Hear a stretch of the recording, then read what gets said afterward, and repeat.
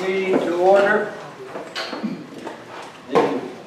We'll have the swearing in of our new elected councilman, Mr. Mosley.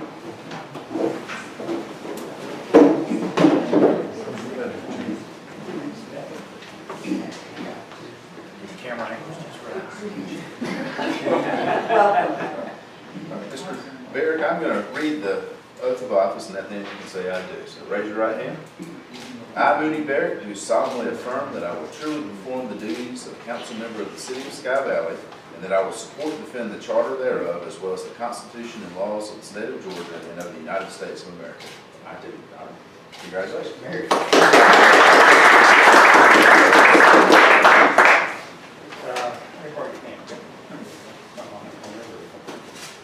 That's a pencil. Oh, it's fired, and he got a pen.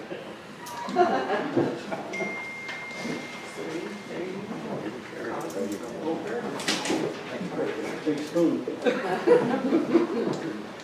I would like to have the adoption of the agenda. I'll make a motion to adopt the agenda as is. Second motion. Been moved and seconded, all in favor, say aye. Aye. Under old business, we have this discussion, and before we get into all this discussion, just to remind the people that this is a workshop for the council, and they do the talking and you do the listening.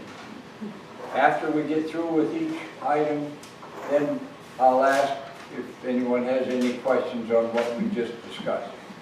So, if you have comments while we're discussing the bear ordinance, for example, just wait until we're done. Thank you. We've gone through this, I think the only change was on the penalties. Yes, well, that was the only change after the chief and I looked at it. We had requested that the first, second, and third violations be noted, and what would happen.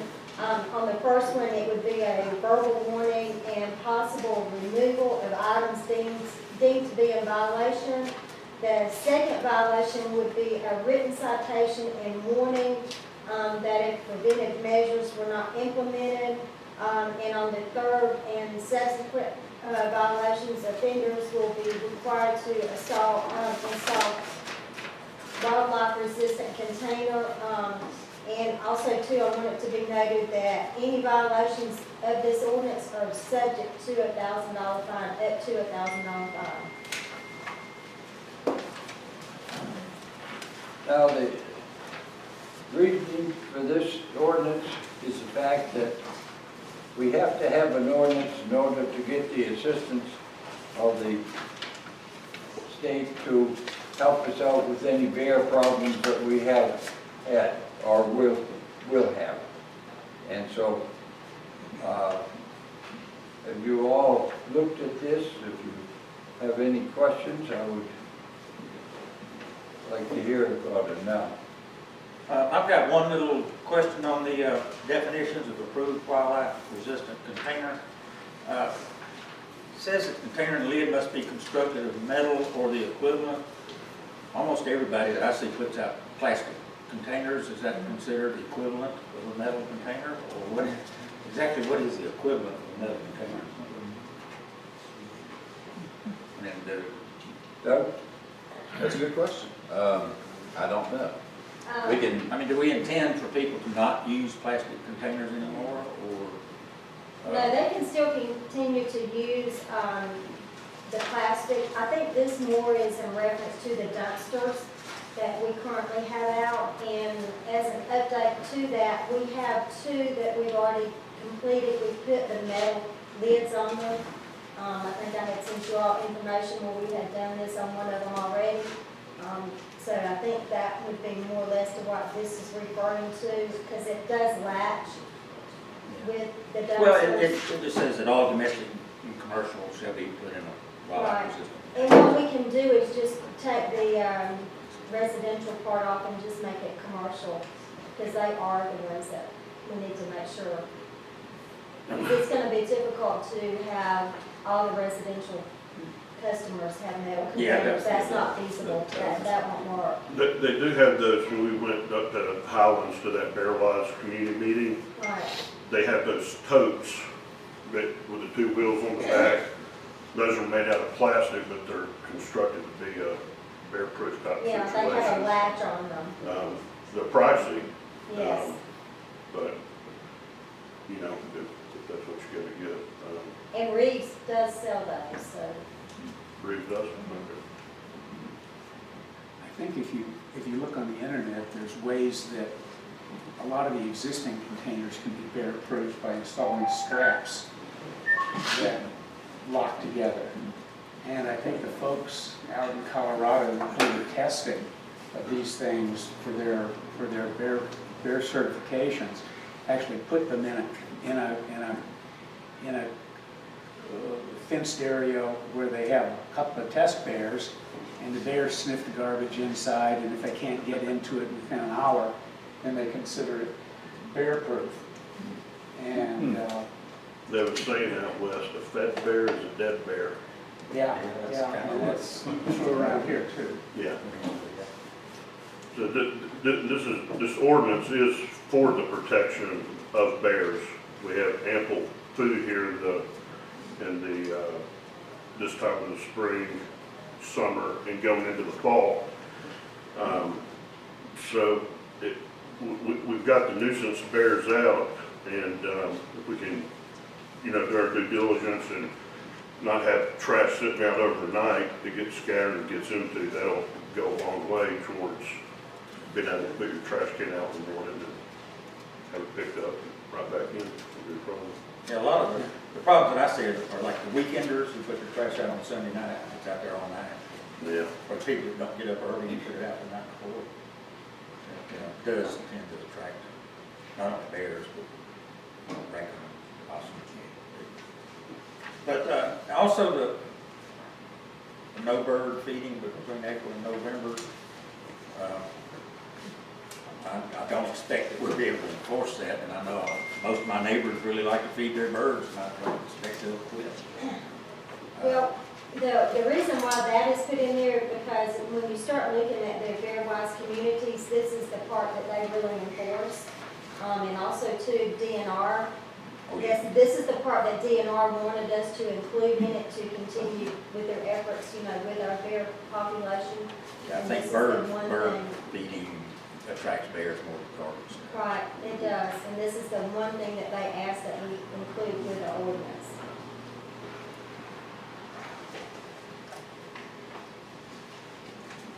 Well, Anybody have any more questions on this? I have a number of questions, but I'd like to address the bird feeding issue. We have heard from a knowledgeable but low-ranking member of our DNR bureaucracy that he's very busy and he wants us to have the feeder prohibition in the bear ordinance. And the first draft of this said that feeders are permitted, and started to do some restrictions on it. And if we're going to be the first bear ordinance in Georgia, you know, I think we can break new ground in the way that feeders are handled, because as Moody says, a lot of people enjoy feeding the birds, and the way the ordinance is worded right now, that the birds don't need food in the summer, well, that misses the point. The point is that a lot of our urban dwellers come out here and they can put out feeders and they can see birds that they can't see at home. And I just think it's a little draconian to just ban them outright. And I think that there are ways that we can regulate feeders during the bear season, April 15th to November 15th, and still have them subject to all of the penalties and restrictions. If there actually are bears around, then we shouldn't have our feeders out, no question about it. The fact is that garbage is where bears make a living. You know, a bird feeder is just a snack. Now, if they can find, if they can get into your kitchen refrigerator, that's a big deal for them because there's real food in there. But the bird feeders are basically just a snack. And in the meantime, we're trying to publicize Sky Valley and have people come up, visit us, enjoy it, buy homes. And the idea that we're the only place in Georgia that prohibits bird feeders is sort of, you know, counter-effective, I think. I doubt that the higher-ups in the DNR would deprive Sky Valley of services in the event that there is a problem there, just because we don't have that. It just defies logic. So, let me A couple get you- things real Yeah, quick, Jim. Sure. When we went up to the meetings in Highlands, they had the head wildlife biologist for the whole western part of North Carolina. Mhm. And he was explaining to us there that bird feed is like crack for bears. And that this is what they come for, bird feeders. In section 6, subsection B, there is a provision for feeders. And it says all feeders must be suspended on a cable or other device so that they are inaccessible to bears, and the area below the feeders must be kept free from the accumulation of seed debris. So there is a provision for bird feeders. Well, why don't we just say that then and avoid all the interfamilial conflicts between one family member who says, this is the law that says bird feeders are not permitted between April 15th and November 15th versus an indirect reference in a subsequent part of the ordinance. I think we're supposed to write ordinances to help inter-family things, whatever Well, you're referring to. That's not the point. The point is that we ought to write ordinances that are clear and can be understood. What by don't you layman. understand, Jim, You know, with these two ordinances, Well- A and B? And what about B that you do not understand? Well, Get in the right page, there you go. for example, let's see, let me get the right. B only applies from November 15th to April 15th. well, from April 15th, from now till November 15th. No, there can be no bird feeders from now until November 15th. That's right. But after that, then you can suspend them from a cable or, Right. We need to clarify that, because I don't think that was the intent of that, was it? I don't think it No, was well- either. It was, yeah. But between November 15th and April 15th, you ought to be able to just set them right there on your porch if you want to. I mean, there shouldn't be any restrictions. I mean, we Right. can do that, but that's not how it's yeah, written. Okay, well, I'd be in favor of changing that. bears don't have calendars, they're not real sure. That's true. I believe the DNR people that were here stated that after November, the bears go into hibernation, and it's not an issue as far as the bird feeders. Right. And that the issue, and to address your other point, Jim, was the issue with the lower level DNR people was relaying what the upper echelon of DNR said about not coming up here if we didn't put something into effect. Yeah, that's Mitigate why, this. that's why I wrote it that way, because the original version was different than this. Yeah. We met with the DNR guy, and based on what he told me, this is what I wrote. Now, I don't know if the upper DNR people believe that, but that's what the lower guy told us, and that's how I wrote it. Well, at the one meeting that we had, that lower guy, and I'm not gonna refer to him as the lower Right, guy, that's- he's a yeah, DNR that's- representative, Yes, sir. was stating, He in was fact, instructed. what his supervisors were saying, that he would not be allowed to come here if we didn't I enforce think I some know. sort of laws. So he was relaying what his boss was saying. So I think you're on the line for saying that. Maybe so. The other possibility is, and this is supported in the literature by sociologists who actually study bureaucracies, is that bureaucracies tend to make rules that make life easier for the bureaucracy. The bureaucracy doesn't have funding, they will ask other people to pay for the things out of their budgets. Bureaucracies want things to be easier for them. That's just the way it works. What bureaucracy are you talking about, Jim? Are you talking about Sky Valley, are you talking about the state of Georgia DNR, are you talking about Clayton, are you talking, what are you talking about? It's like when we're talking about people. There's a lot of things that transfer from one area to another. All I'm saying is that if we have a bear ordinance. If we have a beer ordinance that says feeders are permitted but subject to regulation from April 15th and November 15th, owners of the feeders shall manage their feeders responsibly to minimize the likelihood of attracting bears by monitoring the feeders, by limiting the amount of feed set out at one time, by removing feeders when there's no one home to attend to the feeders, removing the feeders after dark. Area below feeders must be kept free from accumulation of spillage. Those are common sense ways, and Absolutely. go on. How do you enforce that? Yeah. Chief, How do would you you enforce- want how to do you- weigh in on how to enforce that, what he's talking about right here? He's talking about the individual homeowner being totally responsible for all of the bird feed and how and when it's out and when it's picked up to eliminate the attraction of bears. How does that happen? And to that point, the bears around here just don't operate at nighttime.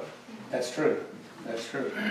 But in addition, we have provisions that when bear activity is reported or observed, owners may be fined for feeder violations by, all feeders should be removed when bear activity is reported or observed. Owners may be fined for feeder violations by renters or guests. Seed, suet, fruit, or nectar and other attractants not in small feeders must always be stored securely where it is not accessible to wildlife. So then the other provisions, C and D, they're fine. Whenever an enforcement officer tells you to take the stuff in, you take the stuff in. It's that simple. Enforcement officers don't go around, just looking for violations when there's no bears.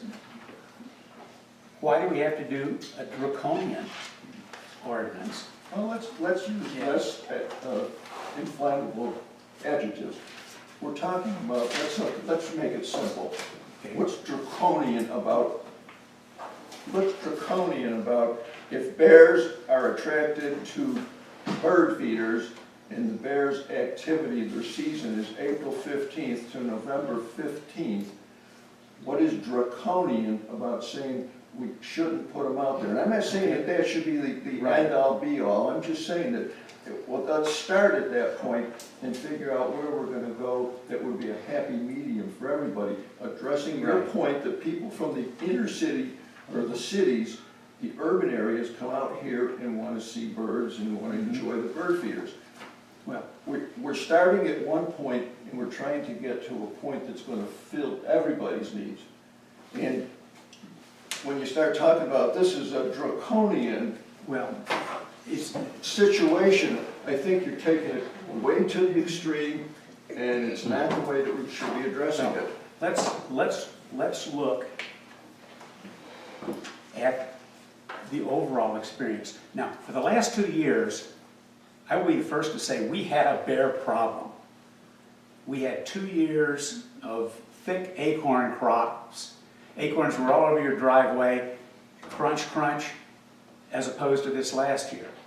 The result of that was the bears fed, the sows had not one cub, they had 3 cubs, and we had 2 sows that had 3 cubs each, and that was the genesis of the problem.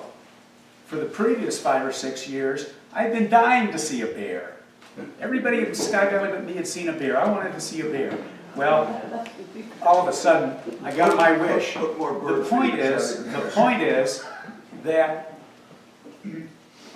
many years we do not have a bear problem. And yet we're making an ordinance that says no bear feeders during the summer season. No bear feeders, that's right. That's No what they no bear feeders, no bird feeders. We don't want bear feeders, but we didn't put bear feeders in the ordinance. Unfortunately, Jim, the wildlife biologists, they say that's just not the case, and when we were at that meeting in Highlands, the Bear Wise community, somebody brought up bumper crops of acorns and such, and they said, look, as long as you have an attractant out there, bird feed being the biggest attractant, they're still gonna come.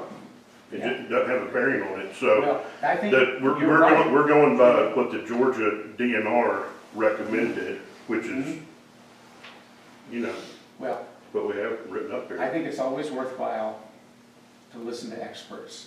And I also think it's also worthwhile for us to mull it over ourselves and see if this makes sense for us and for our community. And I agree with you. Yeah, bears love birdseed. They don't make a living off of it. They can't survive just on birdseed. Bears tend to circulate over a wide area. Now, if they hit your feeder once, they know it's there. Next time they're in the area, sure, there's a good chance they're gonna come back and try They never and forget. try and hit it again. They never forget, yeah. And we've got so much food, apples, blueberries, there's plenty Yeah. of food for them. Which is low hanging, easy to get, as opposed to garbage, which they have to really get into the dumpsters on. They have to really be lucky, show up on collection day.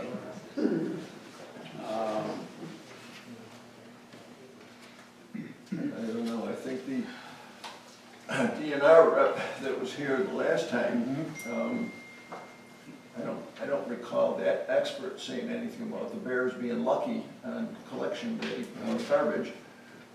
But I do remember them saying that once they have that bird feed that they can access, they'll keep coming back. And once you're there, you're looking for other food at the same Right. time. Yeah. So you eliminate the attractant that they have for the bird feed, and then they won't come into that area, which is what we're concerned with, is the potential for bear-human interaction and physical harm to our taxpayers. The mayor of Highlands had an interesting story. He has a system where his garbage sits. It's a latch and all, and good about latching. His wife was actually at the meeting, and she went out, put some garbage in, did get it latched back, and they both went in the house, and a bear was sitting over there waiting. They know when the garbage is put out. It's not lucky. They know timing, and they don't forget it, and I think we've got to go by what the professionals have suggested to us, and people are still gonna feed birds. That's why we're putting this in place, so we can attempt to do something about it. Well, I'm hearing different things, I think, from different people, Paul. I'm hearing that, well, even though we say we're not permitting bird feeders, you're saying that we do. And is this gonna be? No, by the way, that's not what I'm. But there have No. been people here that said that they're gonna put their bird feeders out regardless. Right. Ah. They don't care what the law says. That's what I was referring to. Yeah. Just like people Okay. speed, regardless of what the law is, they're gonna speed, and they don't care, and then they'll make excuses after they get caught. But people in this city have said, I am gonna put my bird feeder out, and it doesn't matter, because I wanna see the birds. And without something in place, you can't address that. If Al Poinkowski wants to put a bird feeder out in contrary to this provision, then I'm on the hook for it. But somebody, the chief of police can come in if there's an issue and issue a citation relative to this to me. It's my choice to disregard this law, but as the council, it's our decision, our responsibility to look out for the safety of the people of Sky Valley. The Bear Wives communities got started when a lady was walking her dog, I believe it was right outside Asheville, and the bear attacked and killed the dog. And there were several other people that stood up at that meeting and said, yeah, a dog on a leash when the bears are out, if you have a bear problem, you know, it's serious.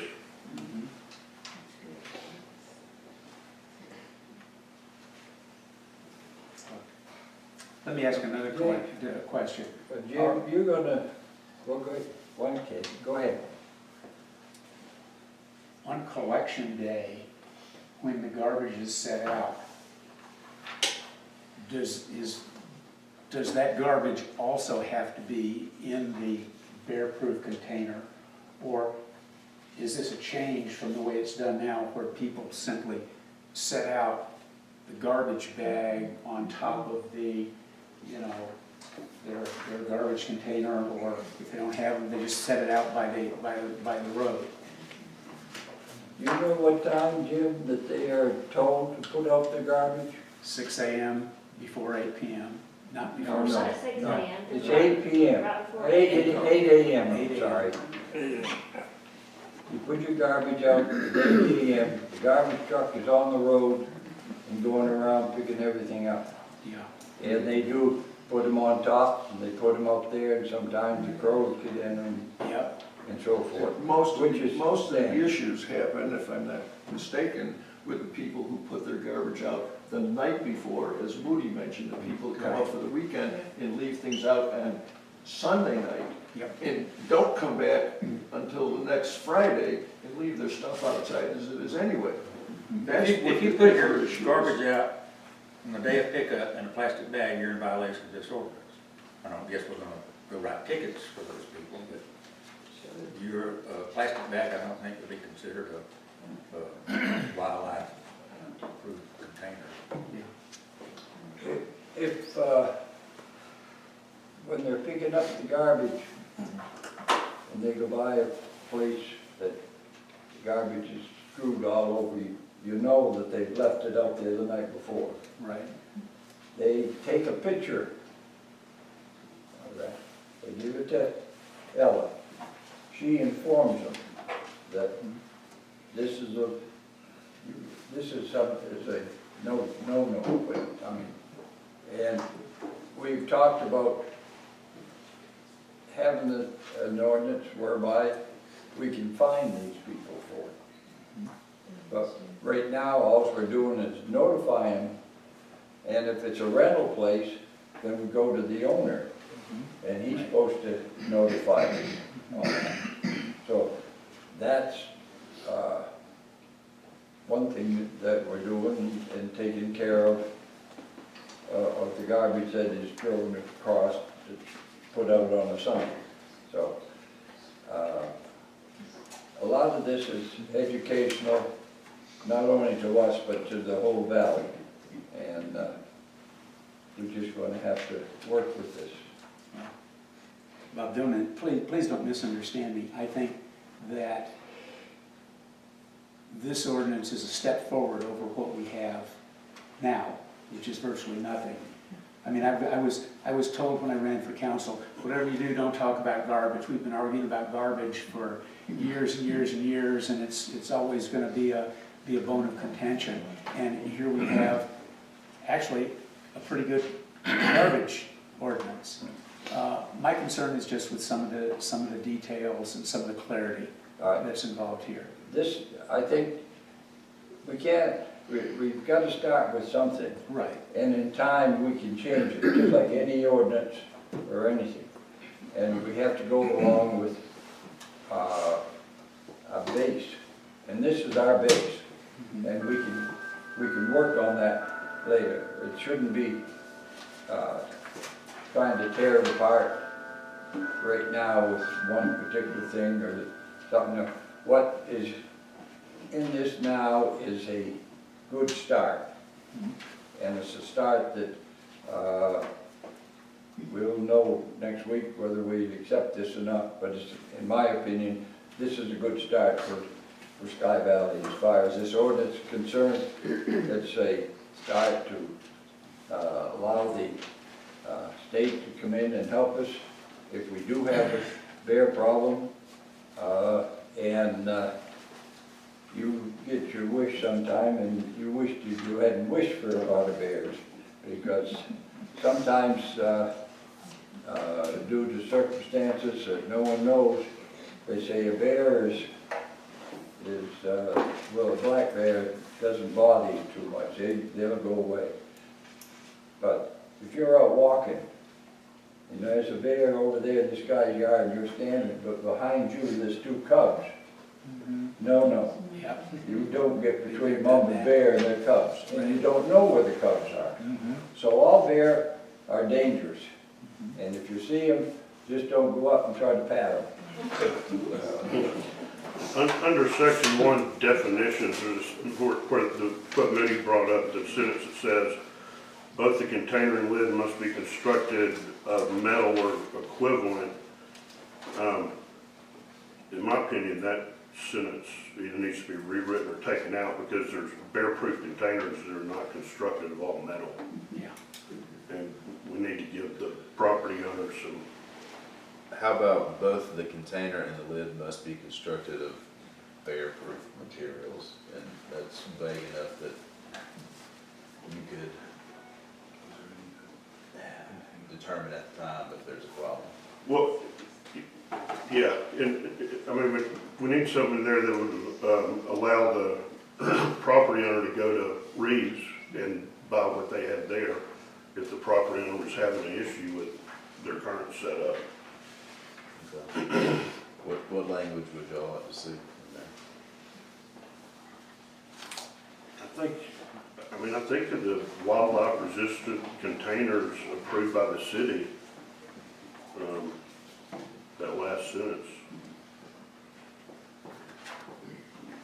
So just take out the sentence that says both the container and lid? Yeah, I don't. Well, if you leave that in there and the equivalent is vague enough, Or equivalent, yeah, that's a good that, point. you know, like I've been putting mine out in a plastic container for 30 years, and I've never had a bear get in it.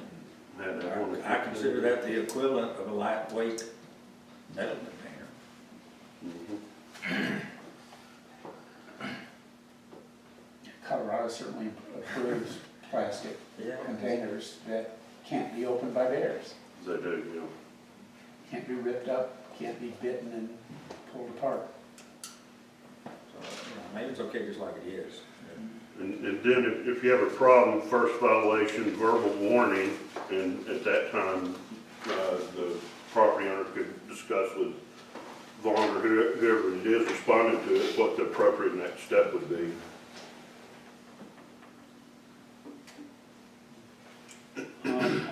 On that same subject of containers, the container must be approved by the city. The wildlife resistant enclosure, however, must be approved by the animal control officer. And I think this is a reference to the 1993 ordinance that established a dog control officer and an animal control board, which is The council. us. Right. See, And Vaughn's the animal control officer. Right. Should the same approving authority be in effect for both types of containers, so that we have a uniformity of enforcement of the goal? that would seem to me like it makes sense just to make it approved by the city, and then the city could determine if Okay. it's the animal control officer or the city manager or whoever. Makes sense. So under resistant enclosure, we should just say must be approved by the city, as we do with the first one. Okay? Did you get that done? Yes. Okay.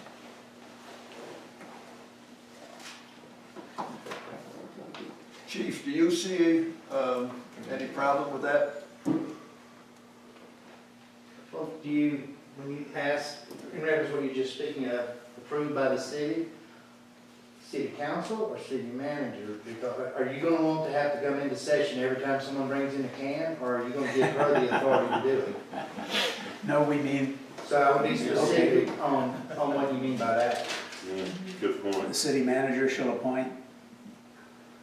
Which would probably go down to the police chief. I mean, I don't think you're gonna wanna hold a council and have everybody line up with their cans. Is this No, approved? Is no, this approved? no. I think you're gonna want to maybe clarify a little bit if you know, between the city manager and myself, I'm sure we can figure that out without, but when you say the city must approve, like you just said, we're the city, meaning the council. So I think I would specify. Maybe the first and second should be both approved by the animal control officer instead of the city. We have one. Yeah, I see what you're As long as it's saying. consistent, yeah. But, and that would be consistent on both of them, but Ellen and Doug, is that good? Yeah, I see what you're saying. So have animal control officer for both? For both of them. And the animal control officer might delegate that to his employees. Vaughn, do you have anything else besides this particular part of the ordinance that you want to talk to us about? I kind of agree with what the mayor was saying. It's a good starting point. Mhm. We're gonna have to tweak it as we go, because I'm sure Right. there's things that's gonna happen that we're not thinking of. And, but if we want the experts' assistance, which is the Georgia DNR in our state, they're the recognized experts, we have to have something. And this gives us a good starting point. Okay, thank you. Mr. Mayor, I think the weakest part of this ordinance that I see, and maybe the most draconian, is under penalties, section B. Any violation of this ordinance will be subject to fines up to $1,000. Seems like we ought to be able to segregate it into some level, rather than just having it open until the first time somebody comes up. And whether we like him or not, we give him the whole bit, or we let him skate, or, it seems, I mean, it just seems just as an afterthought right now. Well, I think on the section A there, the first violation would be a verbal warning. Yeah, I know. And Second, Then from there would be written citations, and then I guess it'd be up to the judge to. I'm sorry, Doug, I can't hear you. I'm sorry. The first violation, according to how it's written, would be a verbal warning. And then the second and subsequent violations would be a written citation, and then they would have to go in front of the municipal court judge who would set the You would The say fine. Yeah. And it says up to $1,000 just because city courts can fine up to $1,000 for an ordinance violation. It doesn't have to be 1,000, it could be 100 or 500 or whatever y'all want. And well, that's I what think the that would charter be says. helpful to have that additional verbiage in there talking about Well, the court and the ability to find out. Well, I mean, I think that's just the general rule, that the court can fine up to $1,000 for any ordinance violation. Doesn't mean it has to be 1,000, it could be a lot less than that. Our ordinance, our actual charter is established that a normal municipal court judge, as he says, can find up to $1,000. No, I just think that little extra verbiage right there would be helpful to any reader. It just looks like, now it looks like an afterthought. Well, but that's already in place, Neil. What you're saying is already in place. Yeah. Right. It already exists. Well, yeah, I mean, it is state law that for an ordinance violation, you can't be fined more than $1,000, and then our charter reflects that as well. So I mean, that's just kind of the law, that's the way it is. This is where codification will come in handy. Yes. Yeah. Any questions from the audience on this, Navarre ordinance? One question that I have is, I have a large, heavy plastic container that has wheels, because I can't just carry a heavy container in and out. I've never had a problem with the bears. I put it out at 8 o'clock in the morning, and thank you, it's picked up pretty promptly. Do I have to go out and buy another container and spend the money? Do I have to buy one that has a latch on it? Mine can hold a fair amount of garbage, but it has the wheels so that somebody my age and ability can put it on the wheels and roll it out. What is this? Do I have to go buy another whole container?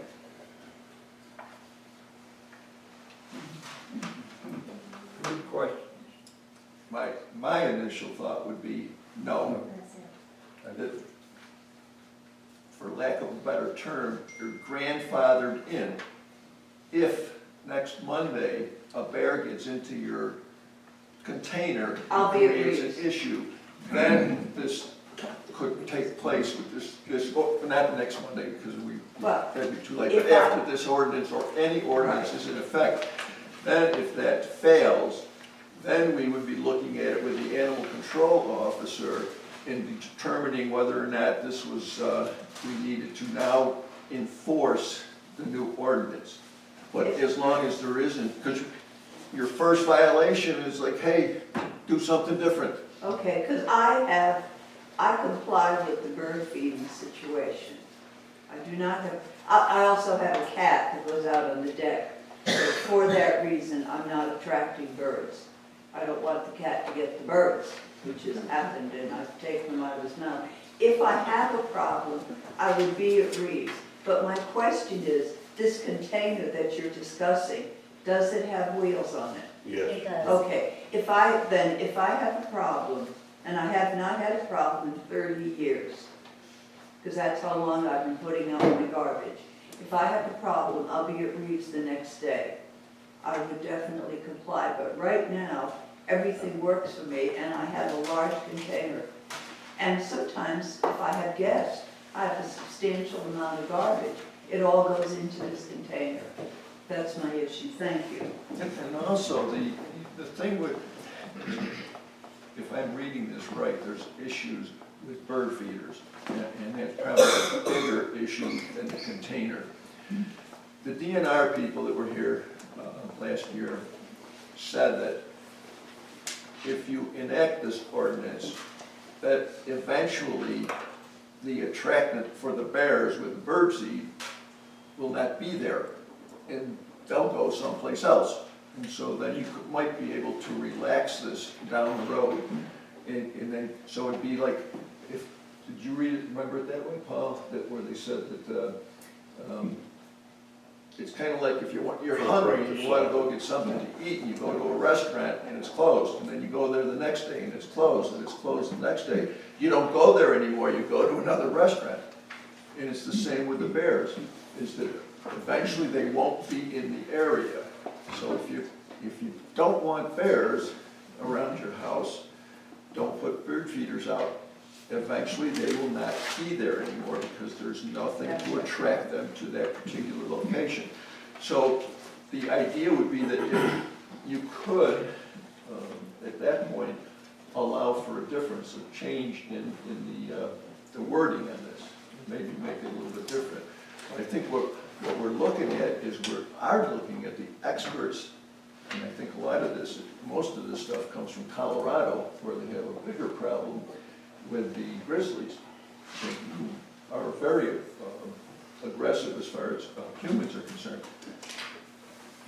Once you eliminate a problem, you can then change your wording on your ordinance and tweak it a little bit. And I think that's where we're trying to come with this thing, is tweaking it as we move along, even tweaking it more restrictive in some cases, less in others.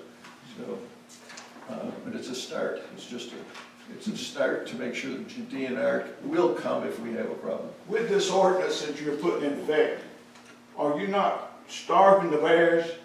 Are they going to be hungrier? And what did the experts say about them coming into your home after that? Are we running the bears off with this ordinance? I mean, when they come to your door, your sliding glass door, and they look in on you, or bang on that door, they can unlock that door if they bang on it.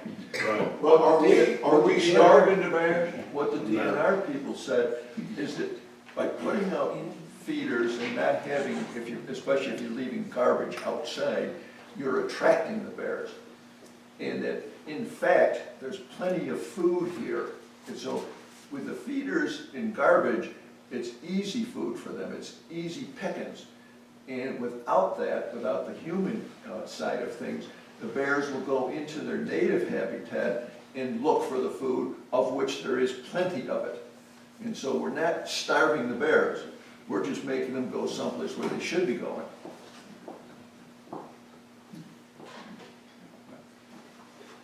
Just a quick question, just to to clarify that it sounds like the way it's proposed, because I haven't seen a copy of it, but from April 15th till the end of the summer, the idea is there would be no bird feeders allowed. I was confused a little bit, Paul, when you made reference to a part of the ordinance that would allow bird feeders that were on high wires or out of reach as best you can from bears. So just clarify that for me. That was what they said, that if you put a high wire that the bears can't get at, then you could leave your bird feeder out, and pull it back and forth. But you have to clean up the mess Doesn't say that. No, down that's not- underneath. That's not correct. Doesn't say that. No, that would only be during November, just say Well- November 16th through April 14th is the only time you can have a bird feeder out.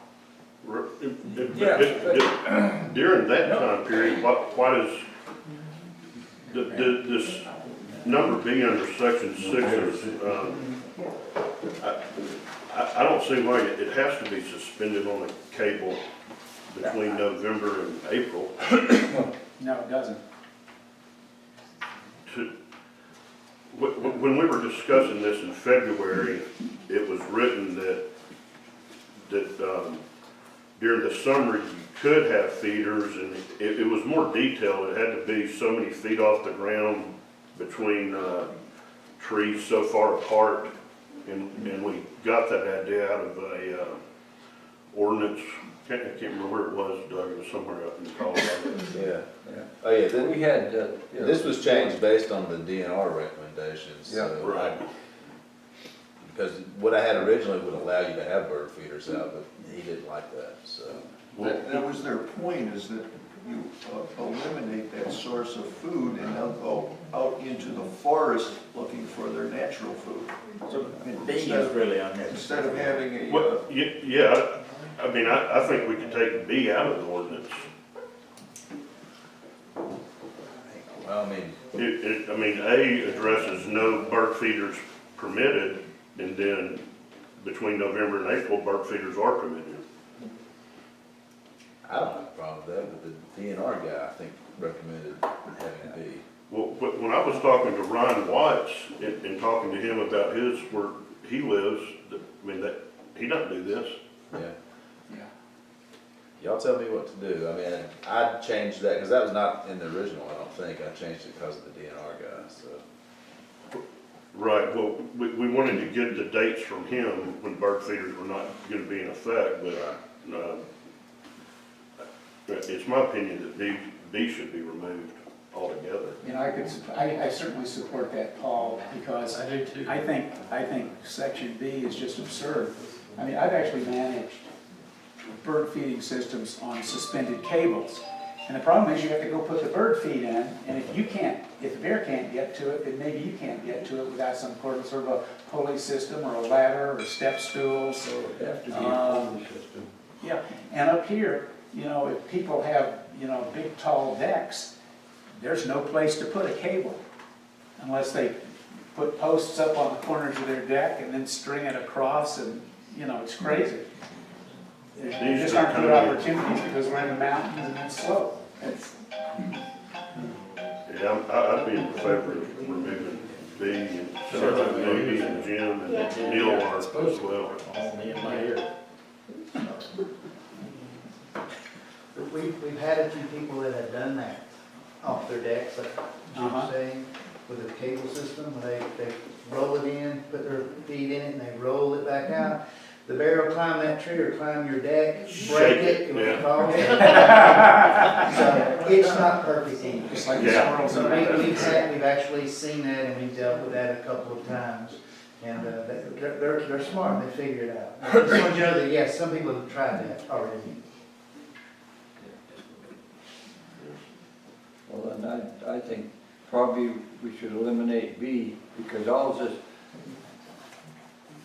when he was here before, he used this as an example of what you could do by putting it up at a certain height, so the bear couldn't get at it. But, as Ron said, they're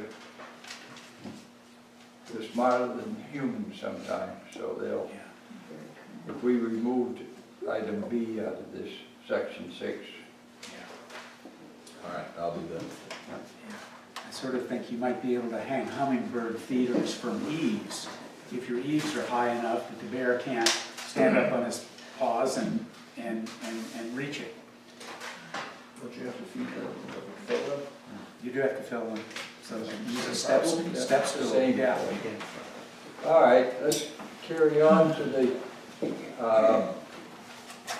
item 5, under old business, the visitor center, and I'm gonna have Ella. As you know, we closed the main visitor center on 246, and recently it was brought to our attention that there was another location that we could utilize as a visitor center. I can't remember who met with Shelley. It was Al. Al did. Al did, met with Shelley at the timeshares. They're revamping their office, and they have agreed to allow us to move our visitor center materials to their office. They're open 7 days a week. I think this is a win-win for the city and for them as well.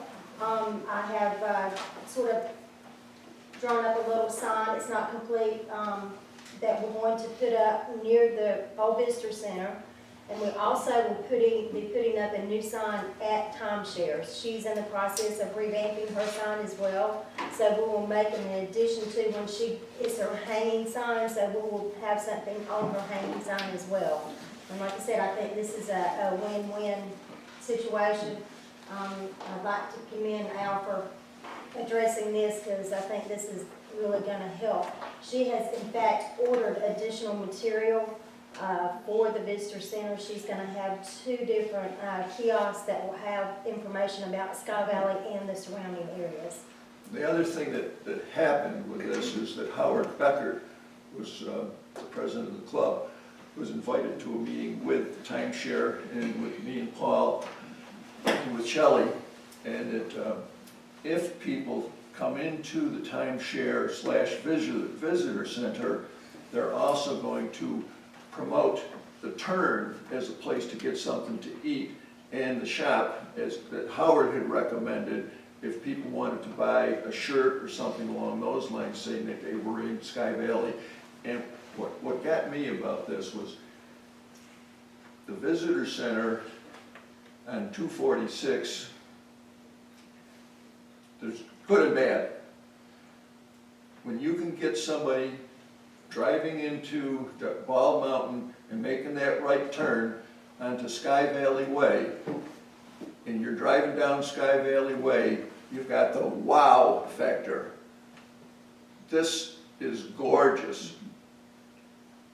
And I don't care who you are, when you start that drive and you look at the golf course and you look at the valley and you look at the mountains, it's a wow factor.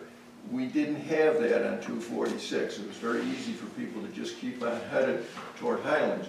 If we can get people coming into Sky Valley, then I think that wow factor takes over. If they step in and they get brochures, if they're told they can go to the club and get something to eat at the Turn, buy a shirt or whatever, and the club is working, Ed can, if he cares to expound on this, the club is working with the Georgia Golf Trail to try and promote more activity for the club. So I was thinking that, geez, this could be a great situation for the city, for the timeshares, and for the club to benefit. And it's cost effective.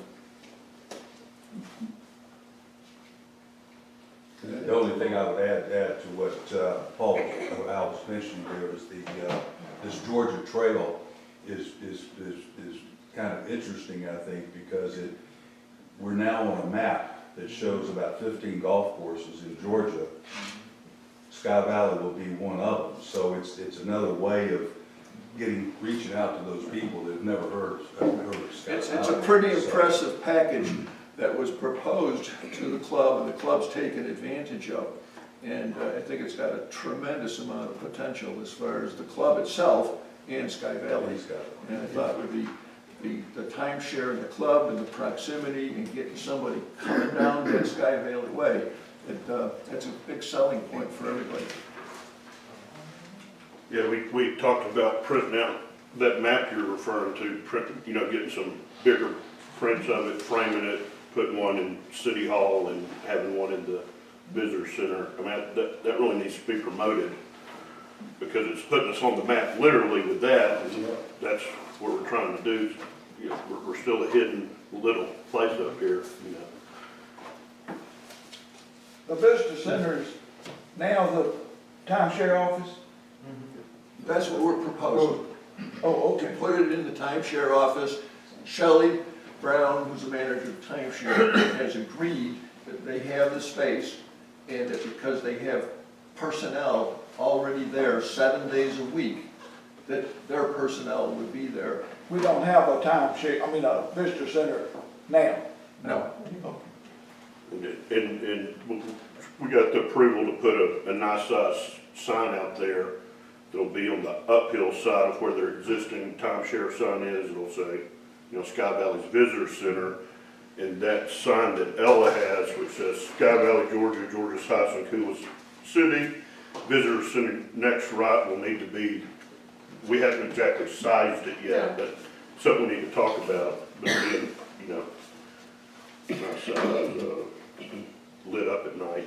Yeah, it will be lit. Following that theme, you were mentioning different places, but the little kiosk that we have down at the Overlook would be a good place to try to put something up there. That might, yeah, good idea. Only when the fence is done. Yeah. That's the That's next the next thing. All right, we're going to new business, and it has to do with the fence down the Overlook. As you all know, we had a big truck slide into it, break it up. Then just a little while ago, a week or so ago, we had somebody drive straight in and kept on going until he hit the other end side and they broke it down again. So we put out bids to 3 different companies. We've received only 1 bid back. And so, and this was due to, going to be a wooden fence. And you've all, in the past, have looked at the drawing that we had made out by Mr. Howard. And so, we only have this 1 bid for $12,306.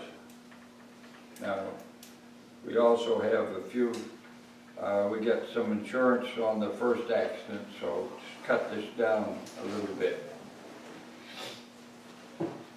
So If you hadn't seen the drawing, it's 8-inch by 8-inch posts with 4 by 6-inch railing in between the 8 by 8 posts. Yes, and I have the drawing that he had done, if anybody would like to look at it and see what the specifications are. I actually met with the contractor this morning after I had sent out the email requesting approval, since it was a safety issue to move forward with this. And he plans to get started next Tuesday. We will be removing the existing fence on Monday and working towards getting it, so we can get it finished in 1 week, so we don't have to keep it closed, because we will have to close off the Overlook during that time for safety reasons.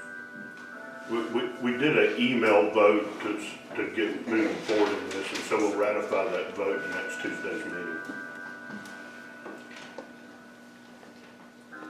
is there any questions from the audience? Yes, just a quick question, but is that still in Georgia, the Overlook, or is that? Oh, yeah. Yes, sir.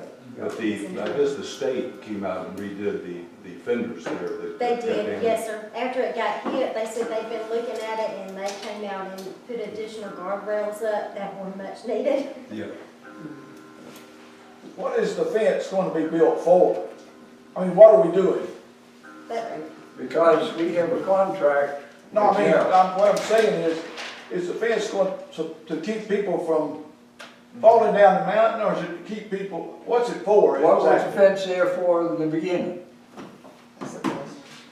To stop people from going over the edge. Yes, okay. So we're gonna put another fence on it, wooden one this time, because it's of cost factor. And this is gonna stop people from going over it. Are we still gonna have the pillars and the No, wood? what's there is all gonna be wood. It's gonna be a fence, just a regular fence. With as Paul Instead said, of the stone columns, it's 8-inch by 8-inch posts. Right, like I said, I have the drawing here if anybody would like to see it, I'll be glad to show it to you. But it's going to be 4 feet high, which is going to, I've never seen an overlook with this type of fence. It'll be Well, now that something is, different. It might be really nice. You can go lean against the fence and look down. I don't know. well, we talked about that with the contractor out there this morning. The post will be 4 foot high at the top of the post, but the railing will be down on that. There's not, the railing will not actually be that high, because we did talk about that this morning. So people will Yes, still be able. it's specified, Mr. Howell specified that the railing would not be that high on here, so it is drawn out, yes, sir. Did good work, thank you. And the dimensions of the rail are such that people would still be able to sit on it.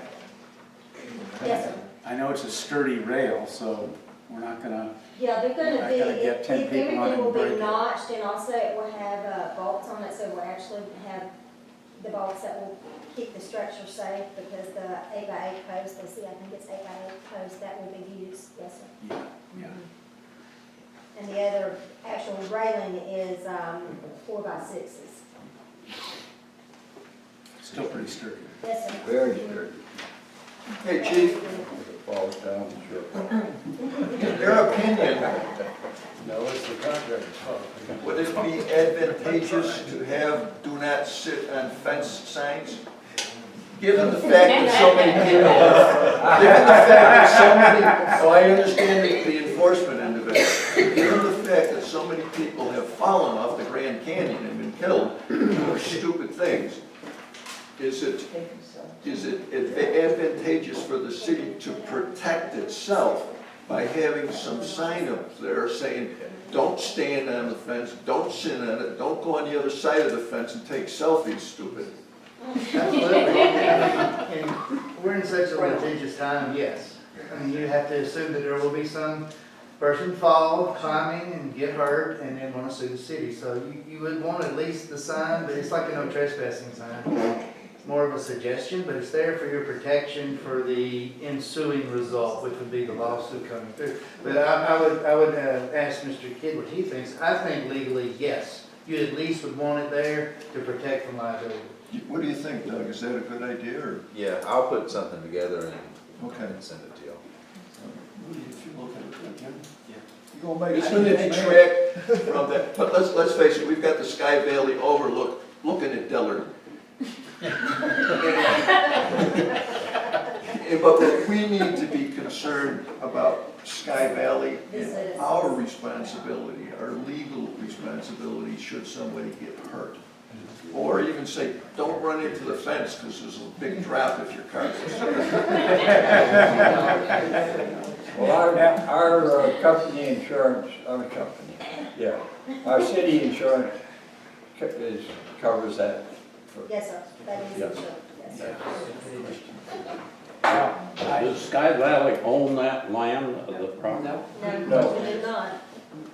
Mr. Merrill owns that land, Why are, and why we have is a the, contract with why him to is use the it. city of Sky Valley putting a fence up on an individual's property? But the contract that we have with him is to maintain the fence.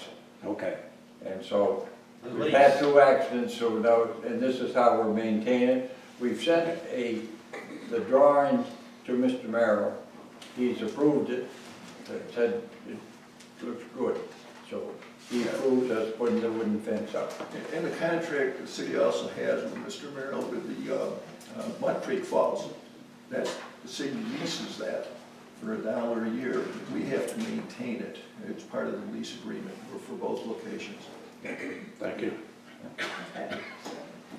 that kiosk there sure does get a lot of traffic.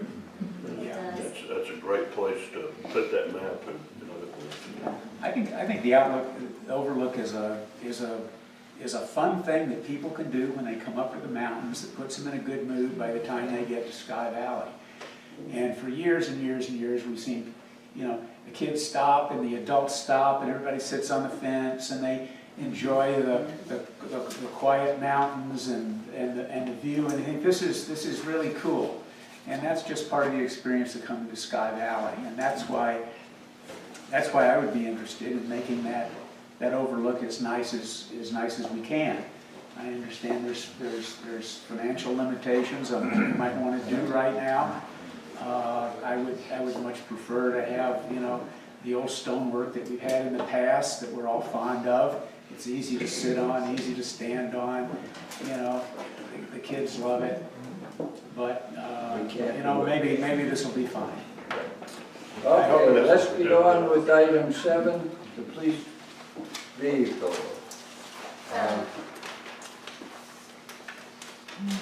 Ellen?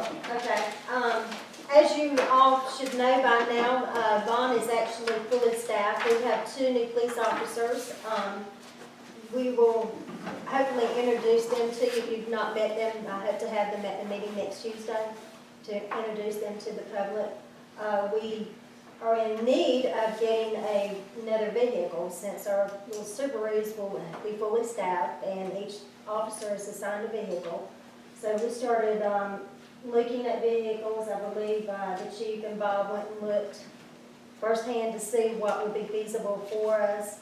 We knew we did not want to get another Subaru, so they started looking outside of that, and when they started looking, they found the Dodge Durango to be the best fit for what we needed. I placed the vehicle out for bid. I had actually received 4 bids, one of which I had to reject because he included the complete outfit with it, which is not what I had requested, and I never did hear back from him. But the vehicle completely outfitted with the police equipment, and we received this information from Patrol Upfitters in Baldwin that does our work for us normally, to purchase the vehicle, and this will be a lease purchase over the next several years. I'm in contact with Georgia Municipal Association, getting the finance end of it completed, pending council approval of this next week. But I wanted to bring this to council to let them see the bids that we have. And the total price would be $38,013.72. And that would be, the apparent low bidder is Smoky Mountain Chrysler in Franklin. So I just wanted council to see this and see where we're at with this, because we sort of got in an emergency situation once he got fully staffed that we have to get someone. We're still 6 to 8 weeks out, so he may have to drive my Honda for a little bit. So I know he wants a police car, so as soon as we can get this in, we need to, hopefully council will approve this and we can get this going for Chief Estes. Vaughn, I've got a question for you. Under the equipment that's going to be added to the Durango, are there things you're going to be able to put in there that you haven't been able to have available in the Subarus? Absolutely.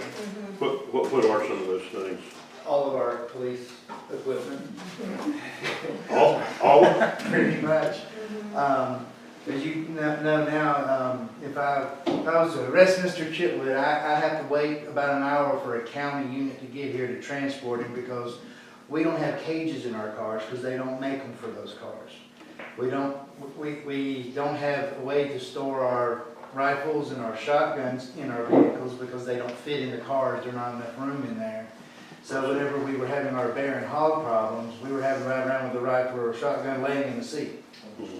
They're not secured. Gotcha. Crime scene box and things like that, they don't make a drawer system that will fit in the back of the car either. So, Okay. just to name a few. Gotcha. Okay. Thanks. So if I understand this correctly, Wasn't one of the big reasons, or not the big reasons we wanted to get get you out of a pedal pushing car, but, if you had your lights all on and nighttime and your siren blowing, that there wasn't enough battery power to run your radios. Right, the electrical system, we have an economy package of our Subarus, they're the bottom lines. So the electrical system isn't designed for all the electronics we're running. So if I'm out at night and I have my headlights on, I cut on my flashers, cut on my blue lights, and try to talk on my radio, something's cutting off somewhere. The alternator, the system, the fuse panel, it's just not designed to pull that much power through it. So we have to kind of pick and choose what we want to lose when we're out doing things. Which is, I mean, it's just the way the car was built at the manufacturing level. I mean, it wasn't wired heavy duty, doesn't have the heavy duty alternator or fuse panel or anything. Do I understand this is an all-wheel drive vehicle? Yes. Yes. And so in the winter, we can fit it with snow-rated tires or snow tires so that, Yes, and You we have would actually access need to to everywhere. use chains. So we can't use chains on the Subarus. They tell you, no, do not put chains on our Subarus. They're not designed for, there's not a clearance in there on it for some reason. But on the other vehicles, yes. okay. So is there room in this to transport sick, injured, stroke victims, heart attack victims during snowstorms down to the valley In where, the Subaru or in the Durango? in the Durango? Yeah, it's about twice the interior space that we currently have. Okay. Would that vehicle be in Sky Valley 24 hours a day, 7 days a week? Or is the intent to have each officer with one of these vehicles eventually? Yes, they'll be in town pretty much all the time. I mean, they are now. So what is the reason for having each officer with a vehicle? Is that, Well, if you want the industry standard is it improves the life of your cars. They last about twice as long and they stay in service for about twice as long. They're better taken care of, they're better maintained. And it's also a perk that you can use to be competitive with other departments when getting officers willing to come here to work. Because if you can't inflate the salary, you sweeten the pot by giving them something like their own car that they don't have to share. It's like going to work and sharing a desk with someone. Nothing's ever there when we come back, right? It's the same principle. Only thing now, it's a mobile desk and you're out on the road and you need something and you gotta drive all the way back to the office to get it because the person before you may have moved it, used it, and didn't replace it, whatever. So it's a big working benefit. And it's a pretty much industry standard now that that's what they're saying is you can double the life of your car, and it also is an incentive for the individual person who's working in the car. so ultimately you would like to have one of these type vehicles for each officer and do away with the little, ultimately. Ultimately, yes, but we understand that we're kind of, we will have to, it'll have to, you just can't get, we don't have the resources, our town just doesn't, to get rid of all the cars at one time. We just don't have that. So We until understand. then, this vehicle. So, yes, as it's time to replace, absolutely, get something that's gonna be, yes, ma'am, and something more designed for what we need it for. And I don't know if this is, for $50 more, we could buy basically locally from. That is true, that yes, worth- sir. That's why is it's that up to you consideration? all. Well, that was my question. I agree, because it currently, doesn't state that we have a local option, because where I came from, we did, if it was within 5%, so I definitely agree with that. It might be good public relations. I think so, that, I have no problem with that Yeah, at the all. ball's right there. And $50. Yeah, I agree. Chief, Better is there a $50 time less frame than for you said. replacing the other vehicles, or we're just doing this now? Well, we go through, in the long run, they're costing us more than they're really saving us because my car, for example, has 18,000 miles on it. I'm about to put the third set of brakes on it. Goodness gracious. They're not designed, I mean, they're a great car for the family, but for as much as we do, no. They're not holding up. And I think if we keep them a lot longer, then we'll get less for them when we trade them in. Okay. But I would think that, in the long run, roll them out as probably as quick as we can, within reason. It's not one of those, we gotta have it today things, but you definitely don't want to wear them out before you try to get rid of them. Okay. Let me ask you one other question. Yes. What color is it gonna be? The reason I ask Orange. is No, not orange. that, you know, I've never heard anybody complain about the appearance of the Subarus. In fact, I've heard people say that they look very friendly, and I know that our citizens wave to the police officers, and I look down at Dillard, and they've got these Cobra gray things with tinted windows, and you wonder, where was the adult supervision on the day that Well, they those are bought normally these? bought through, those vehicles are bought through a state contract because that's the way you want your actual police cars to look. You don't want people seeing through those windows for lots of officer safety reasons, especially as many as been killed in their cars.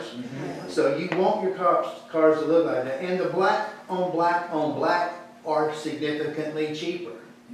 But the color we've looked at, the mayor and I, is they don't offer the silver like we currently have. They have a shade darker. It's more between that and the charcoal color. That's the color we were looking at because we didn't want a mix of fleet vehicles out there. You know, so we wanted to try to keep as close to what we currently have. But when it comes down to pinching pennies, the black on blacks are definitely cheaper because they mass produce those. But, you know, a lot of agencies have drive-through car washes at their headquarters, and we don't. And black's hard to keep clean. So we kind of like the gray silver that we got. Well, I like the gray silver that we've got, just because, you know, it's reflective of our community values. You know, open, friendly, you know, nobody hesitates to talk to a policeman here, and I think that's some of the best publicity that we Well, have. some agencies feel the same way that you do, and they're buying the black on black because it's cheaper. And because if you want to order, like the State Patrol has a two-tone paint, that's a custom paint job, it adds thousands to their paint jobs. But the black and white cars, the old traditional black and white, that's a specialty paint. But nowadays, you don't have to order that specialty paint for about half the price. You can buy the black on black car, get the doors wrapped in white, and it holds up just as good as the paint. So agencies are doing that. That's what I think Roswell just did. Because the guy Patrol Upfitters was showing me one of the cars that they were doing that way. And you can't tell that it's wrapped, but it's wrapped and then they label it with the decals. And that if you want the black and white. You know, but the black and black cars are definitely cheaper. Do you remember how much he said they were, like almost $3,000 cheaper, I right? think so. You know, like $3,000 a car cheaper. And so when you're buying a fleet of 20 or 30 cars, that adds up. That's what you're saying. The gray you've selected is the lightest shade of gray that they offer. It's whatever's offered in that package. They call it granite clear. It's granite clear. Is Granite. it not similar to the color of your shirt, maybe just a little Yeah, lighter? not like this. It's just a touch darker than this one that's sitting right here, this silver color. Just a shade darker than that. Okay. But it's not what I call the dirty gray. Yeah. It's not, it's closer probably between that car and what my shirt would be like. Okay, thank you. Thank you very much. Yes, For any other business, then I'd like to have a motion to adjourn. I'll make that motion. Second. Been moved and second. Bob, may I say something? Oh, yes, Margaret. Thank you. I would like to tell you that the Chapel of Sky Valley will be hosting a brunch this Sunday, 9 a.m., and everyone's welcome. We would love to have you attend it, and then worship will follow. Thank you, Bob.